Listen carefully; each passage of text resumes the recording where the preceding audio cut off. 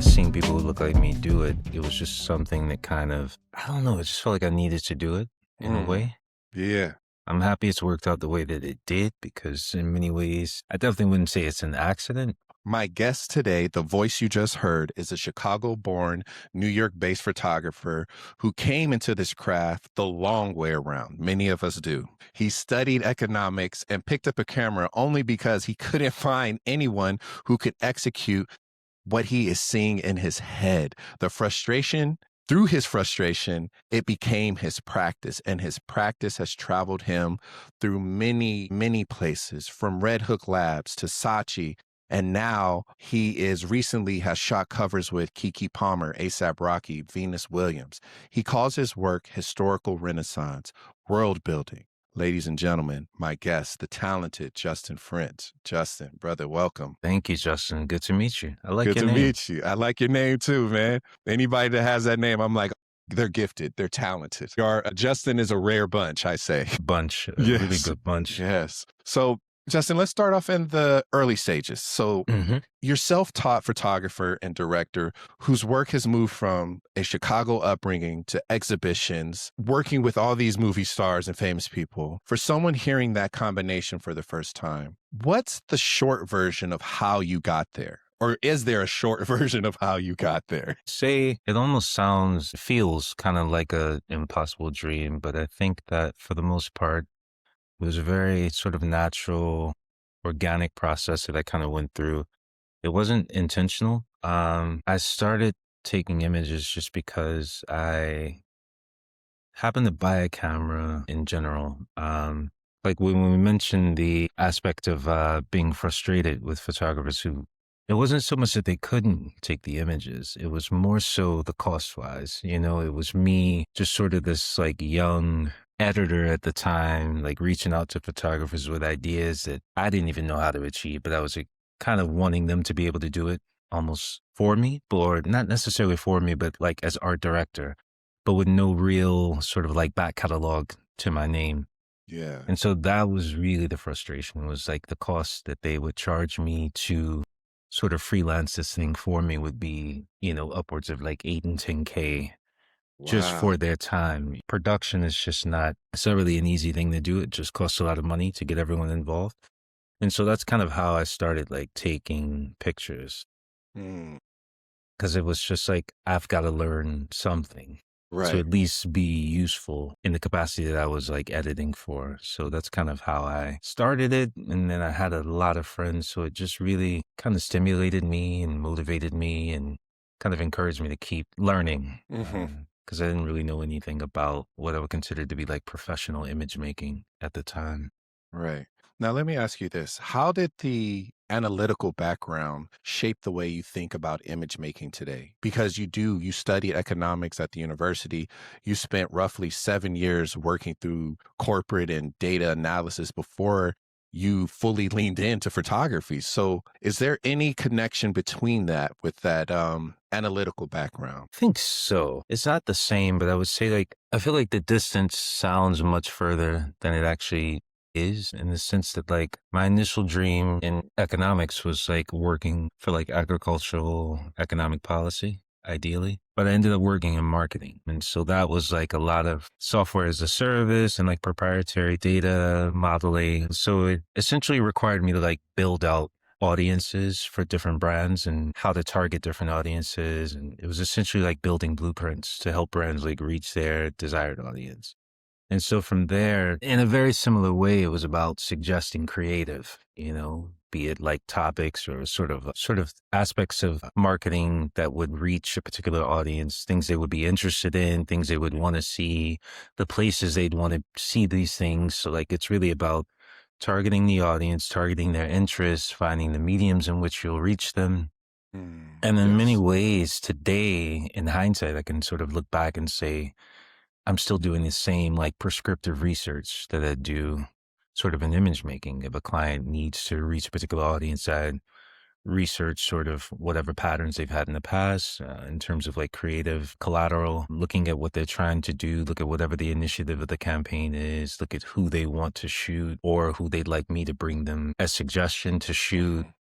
And so it's almost like that same kind of like marketing muscle that's still being flexed in a way. So for Mhm. me, it is, I certainly enjoy this a lot more. Mhm. It, it does have its parallels, but it's not necessarily like a one-to-one same, but there are ways I still feel like I'm doing. Got it. Got it. Now, this is the $1,000,000 question. When did it click that it was photography was for you? Like, was it a specific shoot? Were you just tired of the rat race? What was it that clicked for you? And you're like, yeah, this is it. I'm going to move with this. Honestly, like it really wasn't like a self-initiated click. I knew I loved taking portraits because it was just fun. It was emotional. There was a reward at the end of it, the sense of seeing, the subjects respond to their images. But I never really, I would say I respected the craft of photography enough to know that I would never be one at Ooh. the time. I knew it took a lot and I knew I didn't have any of that sort of educational, foundational, Hmm. those tenets that are necessary, to Yeah. make images. But in terms of like it being something that I just dreamed of making a living off of, it was not that. Wow. I very much was a person who stuck to my day job. Hmm. And I just shot when I was free. In many ways, it felt like I was almost like renting space in Hmm. the art world, Yeah. knowing that I had to like run back to the desk at some point, but like it was very much that. But I knew I enjoyed it for sure. Hmm. I knew I liked it. I respected it and, aspired to get better at it. Now, why portraiture? Why portraiture? Because for me, when I first got into it, being from California, being from LA, I love street photography. I felt like that was just like beautiful. But looking at your portraits that you shoot, I feel like you are very intentional. You're very focused. You have a very clean story and line and set for your person. So why did you choose portraiture over all the thousand different types of photography genres? Also did start street. I was street too, but it was like street was the easiest thing I could do. Not easy in the sense that I was so great at it, but like it was the most accessible.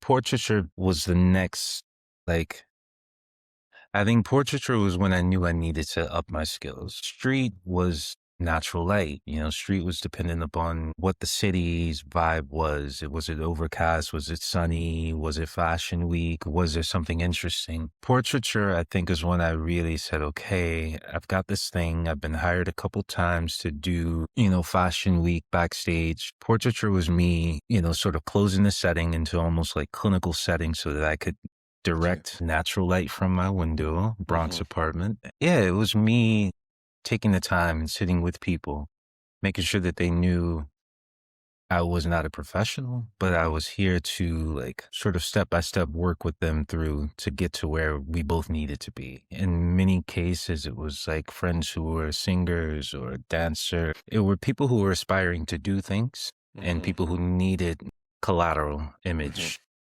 that they couldn't afford to go to bigger Professionals. photographers. So Yeah. I really lucked out in the sense that they needed the imagery. Hmm. And we were all really good friends. And so it was almost like word of mouth. It was Hmm. just like, oh, Justin can take your portrait. And so it was me and everybody. Wow. There were people who were more established that were like agreeing to sit with me. And I was Mm. just like, oh, wow, like this.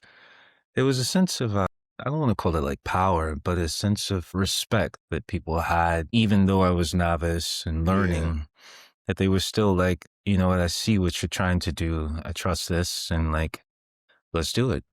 So I Wow. just got a lot of practice that way. Just spent summer doing portraits. Like it was every day more people would come do Wow. portraits. And I had a work from home job, so it just didn't really interfere. That's perfect. That is perfect, brother. I'm telling you. Now, you did share some kind of simple little DIY things you said using natural light from your own studio. So what did those little DIY beginnings teach you about, photography and directing? Because mastering natural light is something I used to teach my students. If you can master the sun, a studio is easy. If you can understand where to shoot and how to shoot with the sun that you can't change, you can't adjust the kelvins on it. Hey, you're gonna be good. So what did that DIY beginning teach you about directing and photography? why the concept alone is such a potentially like rewarding process, because I think for me it kind of allowed me to develop at my own pace, just like simple optimizations of like rotating this or bringing in a mirror. At the time, there was no V flats for me or reflectors. It was just me. At best, it was like an Amazon kit that I got that had a few lights. And so it was just that and like as many mirrors as I could grab to like, just classically like bounce light, and so it also allowed for a lot of experimentation. When you're doing it yourself, like the cost is so low, could be low, but it allows you to experiment and try and figure out where it is that you need to strengthen your capacity. And for me, like being able to work in that capacity, I had just allowed myself to be honest Mhm. with what I wanted to do in an intimate setting. And, it really just allowed me to like really experiment with people, build Mhm. trust, experiment with them. It's my ideas, it's their ideas, it's our ideas, and just sort of think, I don't know what art school would have brought me, but I Mhm. do know that in many ways, that was my like self academy of just like practice. Yeah. It was at my own pace. There were no stakes. I didn't feel like I had to succeed. You Mhm. know, I Yeah. was comfortable enough to be able to fail and not Mhm. necessarily be burned by it. Right. So I think the DIY was quite crucial for me in terms of having no training and sort of practicing enough to feel confident enough to kind of carry through. Right. Now, this is something I know, we probably all know very well that, photography is in some aspects very much gate kept. There's a lot of gatekeepers in some aspects of photography. So, what did being on this path force you to build in yourself that being a self-taught professional photographer going through art school might not have taught you? I think this is kind of one of those areas that I just never really, having attended a formal art school, I never really, again, like had the gumption to reach out further than what was before me, Got you. so I never even knew to aspire to like these greater opportunities than what I was doing, because what I was doing was already just servicing my own public, and again, I really respected the artistic practice that I just didn't expect to be where I am today. So for the most part, I was able to learn the dynamics of the industry really from a safe place, Mm, because anything that ever came was something that already felt so organic. natural. Yeah. So now I could definitely say I've had cold water like thrown on me for Yeah. sure. But I think I'm so comfortable and confident in what it is that I want to say that it hasn't really deterred me. It's kind of, I feel like, honestly, like my academic journey in econometrics and like all of that economic training wasn't art in itself. So I like to liken that academic experience as still somewhat of my art school, in the Mm, sense that I'm still being confronted with like difficulties. At least in school, it's like you're being confronted with like concepts and theories, right. that Yeah, need to yeah. be deconstructed and like hypothesized and tested empirically. I see Yeah. that almost in similar way, not similar, but like I've applied that same sort of framework to this. Got you. Yes. There's a difficulty. Maybe you need this, this, and this in order to attract the attention of this particular client. So for me, I knew there were things I needed to learn. Obviously, like port came quite naturally to me. But as you were saying, like if you could do natural light, you could do studio.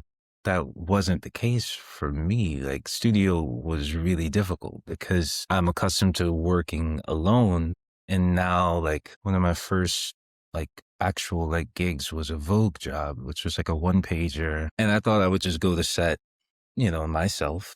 Mhm. And no, like they quickly were like, no, this is a shoot. So we need your team. We need, who are your lighting team? Who My is your set goodness. designer? And this is stuff I had no experience with. You So just have a backpack. You're like lighting, setting, everybody's in this backpack right here. I was so ready, and like I had to really like cobble together a team quickly to figure out, how we're going to do this. And so, yeah, I think, yes, there is that. I think we may be looking at it almost from a defeatist point of view, in the sense that the images that I were making were not as they almost, now it's like second nature today. Hmm. So even when I was doing it then, I'm looking at my images and I'm looking at what is public, what is I guess behind the gates that they kept. And it's like they were not the same at all. So in my mind, it was just kind of like, oh, well, I don't even have to worry because I'm doing something totally different anyway. And then I ended up Okay. meeting a few like agents and like art directors, and they were like, no, that's not how this works. They were like, what you're doing becomes a norm, so you keep this path forward, you don't alter what you're trying to do in order to attract the attention that you think you want. Yeah. Yeah. Yeah. You don't alter what you're doing in order to reach. You keep doing what it is that you're doing because what you're doing becomes the new norm. Got it. Yeah. And so that was kind of the training that I had. And I had really good people around me for sure. Like I had some of the That's a best blessing, man. advice. Yeah. So I've always been taught to sort of stay me. Mm, And at some point it will come around that, what I provide is a need at some yeah. point. Yeah. So through my research, I found this one quote you said. You said you drank in fashion, art, and photography by living in London and New York. What did those two cities give to you? What did it pour into you as a beginning photographer and someone advancing in this state? In London, I was like a teenager, sort of outside of my norm, which is Mhm. like America. And by that point, like being outside my norm almost was normal because I had already moved to like Las Vegas, middle school, just almost like this, like, well, like, It's a different place. yeah, like up until London, I had only really known like Midwest and West Coast, so I'd moved to Las Vegas during middle school. Chicago was a place that I kind of considered to have a really rich and complex history. Like Las Vegas in my mind was young, it was Yeah. like production. I think the entire West Coast, in my mind, it just kind of like feels like I'm on stage, if that makes sense. Yeah. It's like this almost like Shangri-La economy. But yeah, like it felt like this kind of like almost like utopia for adults and children and like everything that was in between. So it's like if you want Paris, it's there. If you want the south of France, it's there. Like it's all Vegas just sort of brings it all to. And I think it was just like a really revealing existence for me because as a youth, I'm in school with the children of like the showgirls, the poker table dealers, like all of the like Wow. showmen and show people of Vegas. I'm like in school with their children. And for Yeah. me, it was just kind of like, wow, my mom's just an accountant, but like your mom does this and your father does that. And it was just like, Yeah. it was a very, really interesting, like, I guess almost fourth wall breaking. So that was really interesting. But then you start getting to like London and New York, and it's just, it's like culture on, I don't even want to say steroids, but it's like, it's in places that are far older than places that I was. So it's just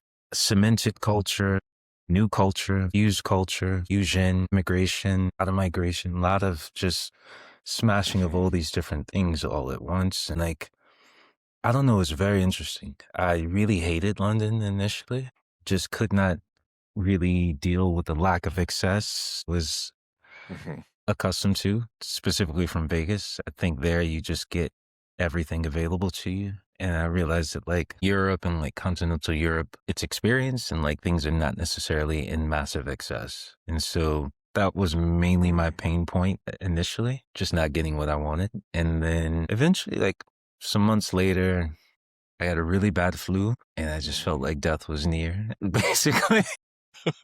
And I woke up, I could smell again. It was spring, flowers were Yeah. blossoming. And I was like, wait, London is really beautiful. Like, there's a lot of people here. It's a very warm social culture. Definitely things I still don't like, but for the most part, the good outweigh the bad. And I was meeting a lot of people, Mhm. learning a lot. Me, obviously, I'm in economics at the time, but I'm still surrounded by designers and models and Mm. actors Yeah. and poets and theater.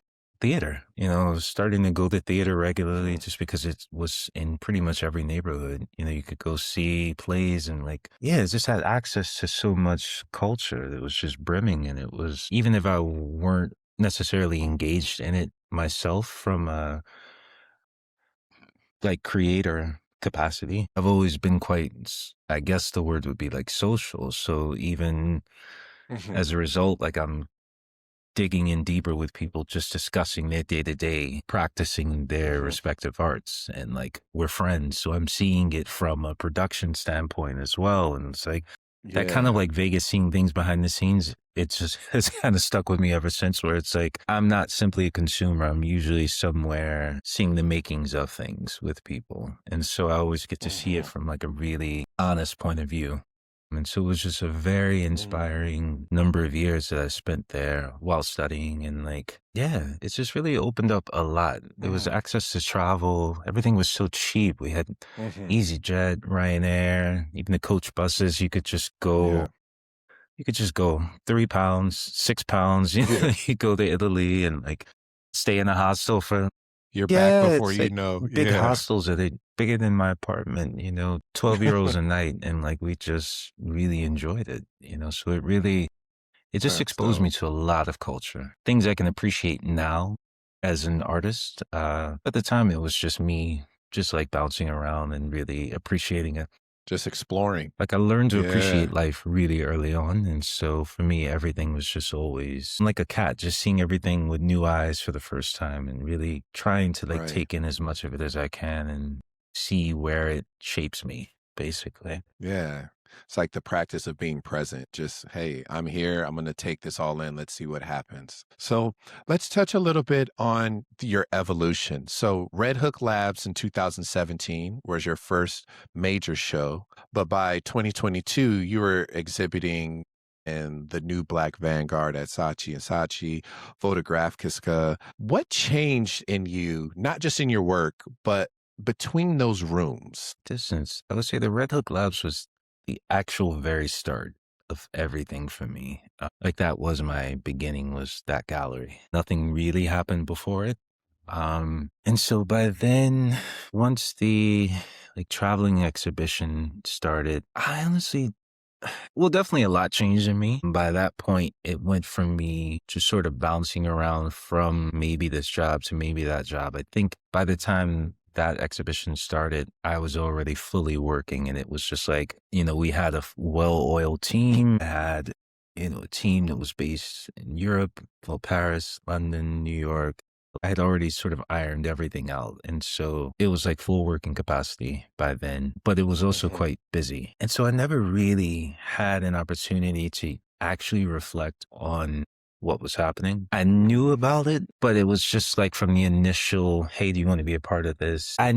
Even went to the launch. It was in New Okay. York, but I had no clue that it was doing what it was doing the entire time until someone like, one of my friends was just like, yeah, like, you're in the Serpentine. And I was like, what? He's just like, yeah, like, I saw your work here. And I was just like, oh, yeah, yeah, yeah, I'm a part of the Vanguard. And they was just like, yeah, but it's like, and I looked and I'm like, it's in all of these places. I was just like, wow, like, Right. it happened while I had Yeah. no real understanding of where it was going and like how big it had Right. gotten and how requested it had become. Right.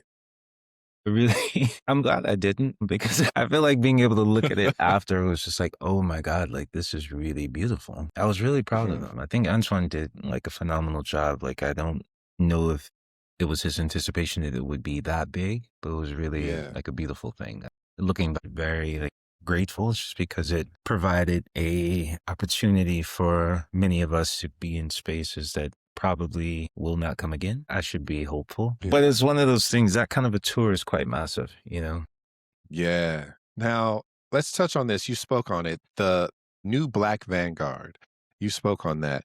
That puts you in conversations with specific generations of Black image makers. What did being in that company clarify for you about your own work? In hindsight, it's quite affirming, primarily because was in similar space with some people I really admire, who I think are sort of like brilliant, brilliant, brilliant creatives, world builders, each respective world builders in their own right. I think, Yeah.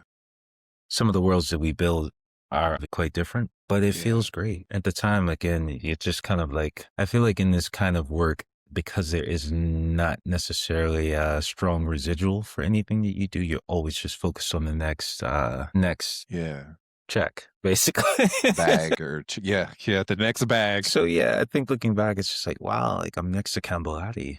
that is, you know. That's crazy. And for you to be so modest about it, you're like, wow, I'm next to him. I would have been like, who Right. do you know who that is right there? Do you know who that is? Tell one of your friends, hey, take a Right. picture, but don't make And it it's obvious. really Don't make it funny obvious. because it's like we're really close friends, but it's also like Yeah. there are times that actually, You hold them in a yeah, certain esteem like because you know there are and you've times I have seen to their work. really like step outside of like the friendship, which is almost like sibling and cousin, like, arguing and Yeah. like enjoying and going to eat and fighting. But it's Yeah. also like, wow, like you're really brilliant. You really are Yeah.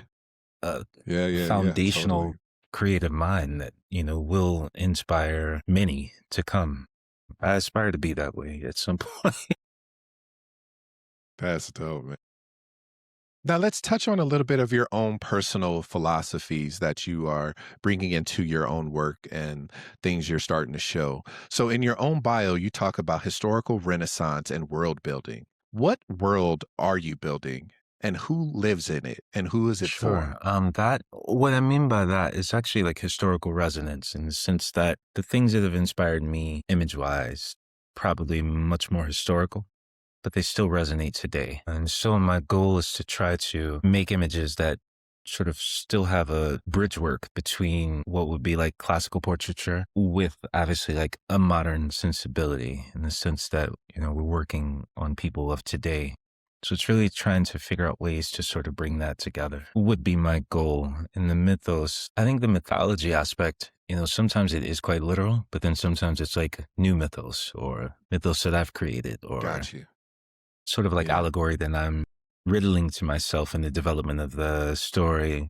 Often we're building characters, especially when it comes to Hmm. editorials. So like it would take maybe the Acne papers or some of the re-edition. We're playing with these almost like, they are mythological sort of like tropes in the sense of potentially like a trickster or a savior or the Spartan or Yeah. the hero. So like using those sort of Yeah. things Yeah. and you Yeah. just sort of use it to tweak the image in a way that if you're looking at it properly, it's almost humorous, although it's quite serious. So it's just like playing with these small little like tropes to help influence or like subvert the image a bit. And so that's kind of where I aspire to be. I think in the Hmm. context of working for clients, it's not necessarily always the place for that. So the goal is to find ways to fuse some of that in. It's definitely easier on Mm. self-initiated projects and editorial things just because that is you lending yourself to it. But then obviously on like commercial Yeah. things, it's like you really have to make sure that these are in alignment with the subjects. And in most cases, it's celebrity now. So I'm a little more careful about infusing too much. Yeah. Yeah. Now let me ask you this, as I'm curious about your take on like how mainstream not photographer, but photography has created that bridge. For example, how I believe it was the Source or Double XL, they did the Gordon Parks photo shoot on the bricks in New York or in Philly, where they took all the rappers and put them on that. And then you have Kendrick Lamar using Gordon Parks references in his music video Hmm. DNA, where he has the ladybug on the nose, the ladies praying. So my thought is this: is there space enough for creatives like yourself and creators like in hip hop to pull these genres from the past to make them relevant for today? Do you think there's space for that? Or do you think it needs to, or the history needs to be the history and we just need to I know think it's about it? all in the way it's done. Definitely feel that it is completely fine to obviously research and reference history, but I think what makes it clever and what makes it unique and what makes it what I would consider to be a continuum more so than replication would be really finding ways to have conversation with that without it being just simply a direct replica. But I don't have any sort of like conflict with the idea of people pulling from history. I think it's important. I'm pretty sure that like most of the greats have been influenced by at Somebody. some point, and I Yeah. mean that even going back to Renaissance painting area. I think Hmm. it's important. I think it's also something that if we look at it this way, right? And then also look at, say, music now. It only takes like maybe 2 or 3 generations for what previous generations would consider to be like a great work to be almost forgotten by a new generation who is not in touch Right. with it. What I look at today, even in music, which is just like truly like sampling is on steroids. It can seem Yeah. insane, but then when I'm looking at discourse, I'm like, oh wow, like they've never had any sort of touch point with these references. And so Got it. if that is Yeah. one way to get people to drink water, then maybe, you know, let's just do it. There's no harm, no foul. Yeah. No, I totally get it. I totally get it. I was just curious about that because you were speaking so much about like the mythos and creating that bridge. And I'm noticing now how we have artists who are being very intentional with that practice of like, for like, I think it was Kendrick Lamar's DNA one where he literally took like those stills and put them into a music video, and everybody, I mean, if you're a photographer, you understood it, right? You got it. You were like, "Oh, yeah, I know what this is." But then you have people that were kind of Genius. like, No, I'm sorry. "What is this? He's a G." Yeah, you know, like they were like, "I'd never seen this. This is crazy." But I was looking at it like, that's Gordon Parks. I was like, wait, Gordon Parks is still alive shooting music videos? I was like, hold Correct. on. So I went and But I checked it do out. think there's really a significant art when you can reference and it actually fits exactly, when it fits Yes. perfectly and makes all the right sense contextually. I think that's when is really best. I think, Yeah. and this is not about any music artist, but I think what ends up becoming difficult, at least from an image making perspective, is when the references actually don't relate to what's being done. And I think that's where the research is really paramount. I think, yeah, it's, even in just Yeah. like fashion stories, I feel, this is just my opinion, we're quite away from the idea of the story relating to itself. That makes sense. And now it's kind of been traded in for just like cool, cool, cool, cool, cool, as opposed to, I mean, even in my case, like we're not really building a day to night story in a fashion story. It's just kind of like, all right, this looks good. That looks good. That looks good. That looks good. I do think that is Got it. something I would like to do more of, but it's just, Yeah. budgets and stuff have really started to become slightly tighter. And so you really have to I think this is the period where we're really going to have to squeeze out genius to make things make more sense. Yeah. For sure. Now, looking at your work, I just see some of these timeless pieces that you're creating and working on. So how do you balance timeless imagery with contemporary relevance? Like images that feel like they could exist 100 years ago, but they're clearly being focused and shot in right now in this present time. So how do you balance that? I think it's kind of like, it's probably like the age old debate of like art versus commerce, in the sense that for me as an artist, my goal is to provide as much sort of like research as I can into making something quite thoughtful and something that is timeless is the goal. The speed in which things need to be done can obviously oppose against that desire. But I think the balance that I've come to realize is that this is not necessarily really fight in that sense. The only thing I can really do is put all of my Gotcha. tools and experience in working and knowing how to work into to do and want to do the best I can. Even if I'm being fought to do it, it is a battle, but we try to make sure that we are at least providing really considerate lighting and setting the conditions such that we get the results that we want, despite whatever I don't want to say like despite whatever the intention is, but like the idea is that no matter how fast you need this, we still want to make sure that we use all of our like technological know-how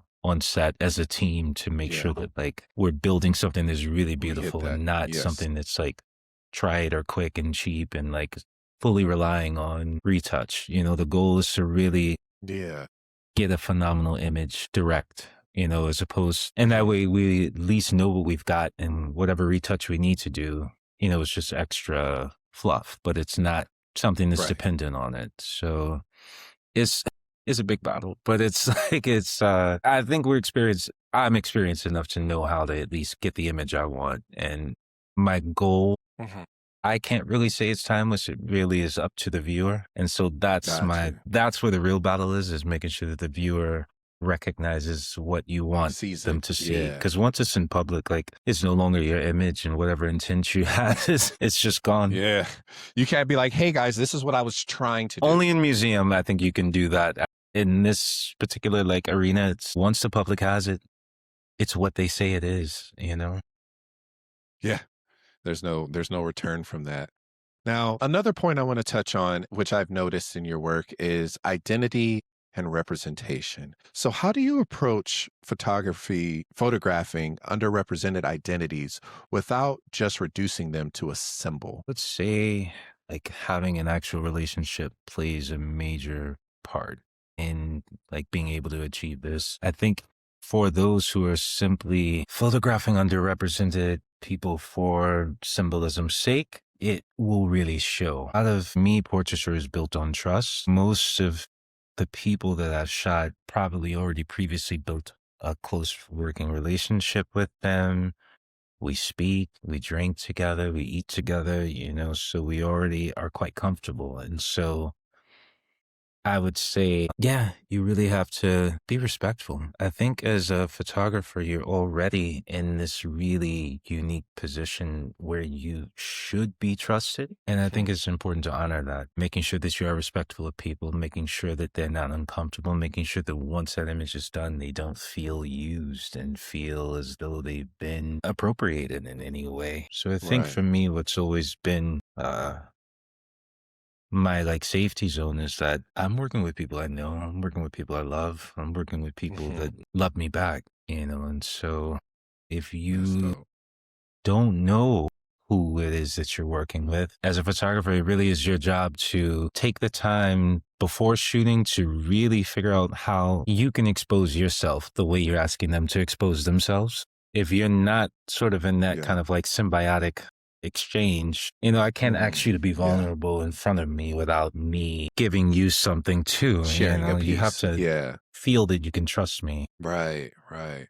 Now, what responsibility do you feel when your work reflects marginalized communities, particularly the Black and LGBTQ community? It's honestly one of the highest responsibilities. I don't do it lightly or do it for any other reason than it is my community. I'm grateful to be a part of these loving communities and to be an instrument in the act of like posterity and showing how they live, love, and shape Mm. culture and counterculture and just sort of these are communities that literally shape humanity, whether they know it or not, in the sense that a lot of the kind of like dialogue and sort of things that we end up receiving via social media, sayings or perspectives, are things that have already been sort of mulled over and potentially decade or Mhm. decades before it ever even reached mainstream lips. And so it's Right. a really high order. It's one I deeply respect and I'm very grateful to even be able to be a part of.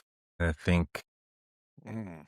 it is, yeah, it's also not necessarily like the most rewarding in the sense of how the public typically receives it, but I think it's some of the most important work in terms of, Yeah. just providing a record that real humans were here, Mhm. beautiful humans. So I think it's one of the Mhm. most important things. So, what does dignity in portrait Mm, mean to you? I was noticing that, and I've looked that up throughout your work. So, what does dignity mean in a portrait to you? I think dignity means like a lot of things, but most paramount, it means that like for the subject of the image, again, like, do they feel comfortable to the extent of Mhm. like regret or like, do they hate that they've done it? I think portraiture, as I know and love it, is not fast. It is like an intimate verbal exchange between the two of us, which typically like discussing honestly something so far away from what we're doing at the actual time. And it really requires that. And so I think Yeah. we're kind of like negotiating this like risk associated with being vulnerable. And so Right. as much as the subject is like allowing me to view them, I really have to let them truly see me too. And to me, this is like the Mhm. real science behind portraiture. And so the Mhm. dignity aspect of it is really down to the comfort of those who are sitting for the portrait. It's like you can only really get an honest portrait when someone has been honest with you in the sit. So I think the Right. dignity really probably applies to how many varying degrees of emotion you can see in a single portrait. Mhm. Most of us typically think of a face as only really telling one emotion in a particular still, but it's like, to me, the real dignity in portraiture is like this person felt really comfortable doing this enough to show you that it's not just a smile, or maybe it's not just a glare. Right, right, There right. are layers to this portrait, that you can actually come back and look Mhm. at later. Yeah, I think that would be my kind of like distinction between like dignity in portrait. Nice. So let's touch a little bit on the craft aspect of it, the process, those types of things. When you're working, and I mean, listen, you've worked with many a name, big names, Keke Palmer, ASAP, Venus, people who have been photographed thousands of times. How do you direct a subject past the version of themselves they've already performed before in 1,000 other cameras? From the start, it really requires like a thorough research, past what you've seen them to be. I think specifically, like you have to look, especially if they're really popular. Um, it's really about looking at all the current headlines, current life occurrences. Have they recently had children? Are they married? Are they, I don't know, losing weight or like trying to approach a new sort of venture in their career? So it's a lot of those things, and you really research them and figure out exactly like what's the body type like? What would be the strongest sort of circumstance to have them in? Do they seen as stronger? Do they want to be seen as more gentle? It's like finding those things and then trying to prescribe sort of a next step forward. I think for me, my goal is to try and not do them as they have been done before, but like do them in a new, Mhm. powerful, strong. I love the lighting that I do because the goal is to have that kind of like Spartanic austerity where they just look so strong and so powerful and so regal and so varied and so emotionally intelligent that it's like, there's no anger, there's no just like joy for no reason. It's sort of a layered Yeah. emotion. So I try to make them look as strong and like dignified as possible. Most don't Mhm. disagree with that as a concept. And so that makes it a little bit easier. If the goal is like if the That's goal is to perfect. make everyone look quite strong and layered and varied and powerful and clear. But yeah, I think it's Yeah. really just trying not to impose simply who I want them to be, but I try to figure out, who I envision that they might inspire to be. And it is a dialogue, many will let you know, well, that's not me, and so Yeah. which I can't take as like an insult. It's just kind of like, oh, okay, well, now I know. So once you're given, there's a dialogue on who they'd like to be or what they'd like to achieve in an image, it makes it quite easier for me to then go back and revise and find something that actually works. So it's a lot of art direction, which is not very easy, but it is Hmm. something I think photographers should really focus on. Yeah. Hone in on.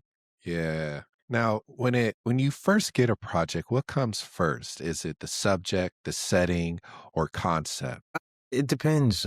Sometimes you just may not have all three. Sometimes you may only have one. So yeah, recently I would say the subject is usually first, more recently, because it's, most already have someone in mind who they want. And so from there, it's like, okay, this is the subject. What do we know about them? What do we know about what they don't like? What do we think we know? And so you then start building the setting, will they not want to be outside? We had a shoot recently with National Geographic where it's a major celebrity. I wanted to be in public, but I didn't realize that this particular person was like so massive that like it just would have been complete pandemonium. It wouldn't have And so worked. it Yeah. destroyed the entire concept that I initially had. And you just have to pivot and make it work. But the best, I think, are projects that are concept first, in which case you already know the concept that you'd like. So it's just like populating the other two in that and finding who works within the concept. So I think that's my favorite style to do. But a lot of times it is Mhm. just subject first. Now let's talk a little bit about, some of these pivots in life we have to do as a creator and as a creative. So Something I'm curious is what have you stopped trying to prove in your own personal work? I haven't. I think the major thing I've been trying to prove is that I can please myself. And it's just one of those things that I'm brutal on myself, maybe to a detriment, but I have to be. I think that kind of pressure is appropriate when you're really trying to produce something that you would like to consider a diamond. I don't think it's ever really been a scenario where I was like seeking to please any outer body. I think I am my toughest critic. I will ask opinions for sure. But that's really just, I don't know, additional consideration to see if any of that sort of verges with what my opinion is typically. Got you. Okay. Now, well, I'm curious about this now. With the photo shoots you've done and you've taken and set up and created, how do you maintain your voice across all these pieces? You've done commercial, you've done fine art. I mean, especially in the commercial space, how do you maintain your voice and make sure that it's still visible? I think for me, it feels bizarre that there is a consistent voice because for the most part, I'm trying to achieve different things in it, if that makes sense. So for me, it's quite different. But then probably to a viewer, it's like, no, I know how you frame, and situate a subject. But for me, it's like, I'm trying new lighting, I'm trying new set design, I'm trying new something. So for me, it probably Yeah, is just something natural. I think it's almost just like, the cadence of our voices. Maybe that is just that kind of recurring theme that kind of follows through. But it's not something that I've ever fought to maintain. I think I'm just trying to, again, I'm not really a art student. So for me, much of what I've done has been practicing in public and learning in public, which is terrifying, but I've gotten over that hump, I think. And so now I'm like mm, finally like knowing exactly what I'm doing and knowing exactly how to achieve what I want to achieve. mhm. And so yeah. Okay, so I think that was a great segue into this question because through my research, you've talked about emotional security being the biggest challenge for emerging photographers. Where did yours come from? Even though you're your biggest critic, you did admit that, but I still feel like like you just said, like you're very comfortable and confident in what you're doing. So, where did your emotional security come from? Combination, like upbringing. I think my mother's always been like a very like involved and like rotating pillar in the like upkeep of my emotional self. I can recall, she may not, but I can even recall like as a child, like, kids just cry when they want something or like are upset. I just always remember her like wanting me to actually like vocalize what the issue was instead of just like flailing around and like being a baby. It was just like, wait, can you actually put Yeah, words to what you're feeling? And I think that kind of practice has always been something I've tried to keep like at the forefront of how I engage. It's like gotcha. confronting how I feel. And in this kind of work, it is very, very easy to start to feel destabilized when you're looking at so much other work coming out, so much other really big opportunities that maybe you're not getting. It can be extremely Mhm. destabilizing. But I think a lot of that sort of like insecurity comes from when you feel like you don't have a place. And I think it is Right. extremely important to be very confident in your vision, be very sure about what you want to create. Because if you're not sure and you see something else, you could easily be influenced to start changing what it is that you want to do. And that may not be the best. What Yeah. I'm great at, and someone else may not be. But if they start to try to attempt to do what it is that I'm doing, they may not Mhm. be as skilled at doing that particular thing the way I do it and vice versa. Yeah. I can't be Avedon or Pin. I can obviously do Yeah. the best I can to sort of honor some of the pillars of like what they've established in terms of like lighting and structure, but Yeah. What they I created. can't be Yeah. that. So I have to sort of stay strong in that, stay strong in my vision and trust that Mhm. maybe, in this particular year, I may not be the strongest, but then their Mhm. boomerang will come back around and like what I'm doing will still have relevance and value somewhere. I Right. think if this is your only meal provider, it's Mhm. art. I don't think a lot of people like for me to say this, but it doesn't necessarily owe you anything in return. I think as artists, Right. if you're going to create, you're going to create whether it provides something for you or Yeah. not. Or not. So if Yep. you choose no longer to provide the art, that's a choice too. So I think, you've got to be secure because it will break you Yeah. if you're not. Yeah, that's in every aspect of art and creativity. You have to, because another thing I tell people is not everybody's going to like your work. Not everybody's going to sit here and pat you on the back. You have to be okay with pissing somebody off, offending someone. And these people might just be a contrarian.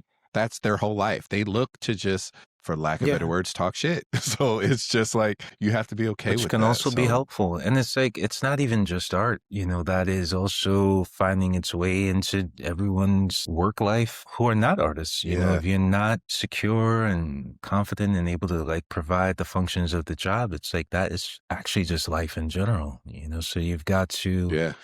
be very strong, and to get out your ideas and survive. I don't think I'd like to like think of like, I think it was like Michelangelo that did not want to paint the Sistine Chapel. It's the thing that really like Right. catapulted him into our like daily remembrance. But it's like apparently he hated it, and that wasn't Yeah. wasn't You're like, you hated this. All right. If that's what you hate, I would love to see what you love. So yes. So Justin, as we are coming to close, I'd like to input this little section in. This is my rapid fire section where I just ask you questions and you give your best answer. So there some are to stump and some are to make you think. So let's see where your head is. All right.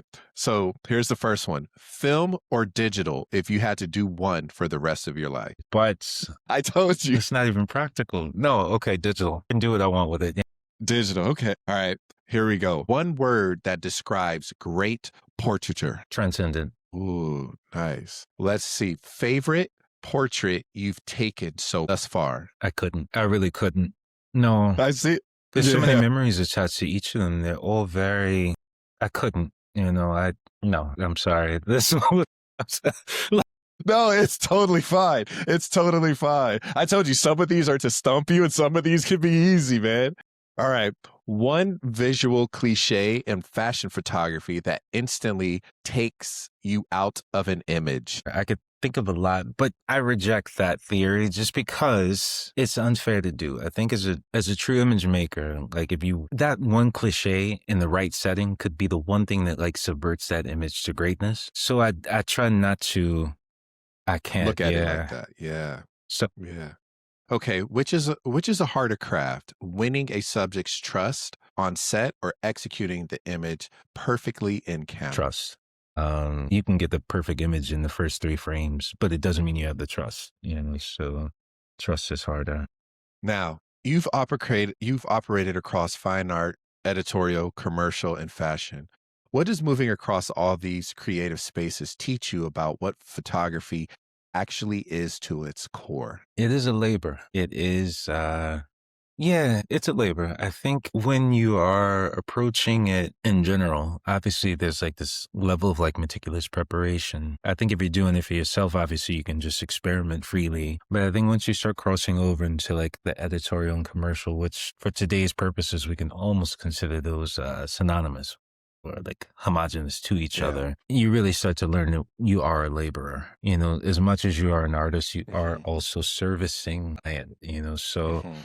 you start to learn how to, yeah, it becomes a labor. You start to learn exactly what it is that you need to do, how to infuse what you would like into it, how to communicate the things you'd like to infuse into it. Because even, excuse me, if something isn't necessarily heading the direction that you want, Mhm. your capacity to communicate and translate your ideas become paramount because they can also be the very thing that convinces a client of your point of view. Now, this one, I I'm interested to hear your outtake. So, what does it feel like to put an image of another person into the world that will live beyond both of you? It's one of the most gratifying feelings. It feels amazing, especially when they also appreciate the image. I think one of the worst feelings It's dope. is you've done something that they don't like and it's Yeah. everywhere. I think that's probably one of the worst Yeah. feelings. But no, it feels great. There's like the one thing I quote, which I like put on my IG, it's like this mini pretend like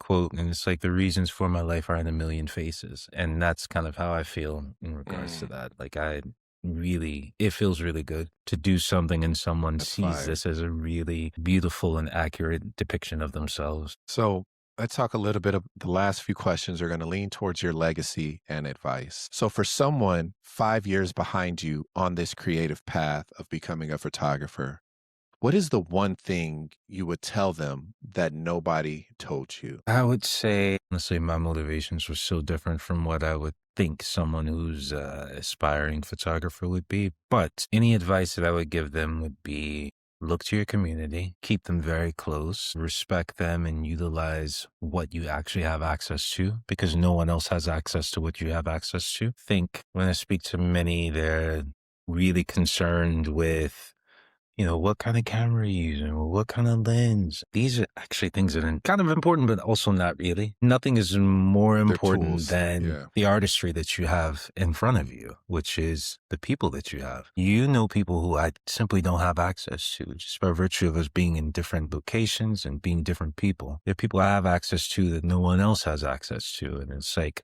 you really have to start telling visually the stories that are around you because that is probably what's most unique to you that no one else can touch. And it's the one thing that's actually going to make you unique. Yeah. I can't be Yeah. David Sims and I can't be these things because All they these already people. Yeah. exist. They already have a really strong infrastructure. They can go and knock an editorial out in 1 hour, that well-oiled of a machine. So I could spend years trying to reproduce that magic, right? Or I Emulate. could Yeah. actually just focus on something that actually suits me better. That would Yeah. be the advice.